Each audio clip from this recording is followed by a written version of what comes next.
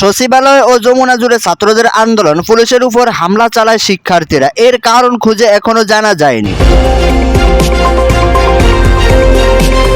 পুলিশের উপর হামলাকৃত কয়েকজনকে আটক করলে জানা যায় তারা আওয়ামী লীগের লোক, এবং এই স্বীকারোক্তি পাওয়া যায় যে তাদেরকে উস্কানিমূলক কথা দিয়ে এই আন্দোলনে ফাটানো হয়েছে। ডক্টর মোহাম্মদ ইউনূসের গায়েবানা জানাজা পড়ল শিক্ষার্থীরা, কারণ তাদের দাবি মানতে নারাজ ডক্টর মোহাম্মদ ইউনূস। এজন্য ক্ষিপ্ত হয়ে শিক্ষার্থীরা তার জানাজা পড়ার জন্য রাস্তায় দাঁড়িয়ে গেল।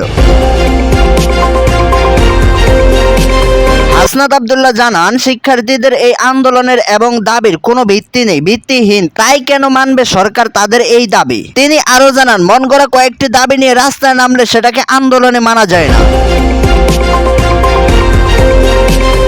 আসিফ মাহমুদ জানান, প্রশাসন যেন এটার ভালোভাবে তদন্ত করে, কারণ এখানে ফ্যাসিবাদরা আন্দোলনের নামে নৈরাজ্য সৃষ্টি করার জন্য চেষ্টা চালিয়ে যাচ্ছে। এখন আমরা এটা দেখতে পারছি, আন্দোলনের নামে নৈরাজ্য সৃষ্টি বাংলাদেশে হবে না। সামনে নির্বাচন, এই নির্বাচনকে ঘিরে নানা পরিকল্পনা করছে ফ্যাসিবাদ ও শেখ হাসিনার তার দলবল। ভারত থেকে উস্কানিমূলক কথা বলে এখন বর্তমান সময়ে রাজপথে নামাচ্ছে বাংলাদেশের তাদের নেতা কর্মীদেরকে। সেনাপ্রধান জানান, সেনাবাহিনী সর্বোচ্চ ভূমিকা রাখবে, কারণ হচ্ছে রাজনীতির নামে এবং আন্দোলনের নামে নৈরাজ্য বাংলাদেশে যা হয়েছে, আগামী দিন আর এই নৈরাজ্য হবে না। কারণ হচ্ছে এই নৈরাজ্যের দিন শেষ। এখন বর্তমান সময়ে বাংলাদেশের মানুষ ও এই বাংলাদেশ সুরক্ষা রাখার জন্য আমরা সকলে স্থান থেকে কাজ করে যাইতে হবে, এবং সকলে স্থান থেকে পরিকল্পনাটাকে আমাদের অনেক দূর এগিয়ে নিয়ে যাইতে হবে। সেনাপ্রধান আরো জানান, এই বাংলাদেশ আমাদের, এর রক্ষা করাও দায়িত্ব আমাদের। অতএব আমরা সকলেই বাংলাদেশে যারা পরিচালনা করি এবং সকলেই যারা বাংলাদেশে অবস্থান করি, সকলের মিলেই এই বাংলাদেশটাকে আমাদের সুরক্ষিত রাখতে হবে। এই বাংলাদেশকে ঘিরে সামনে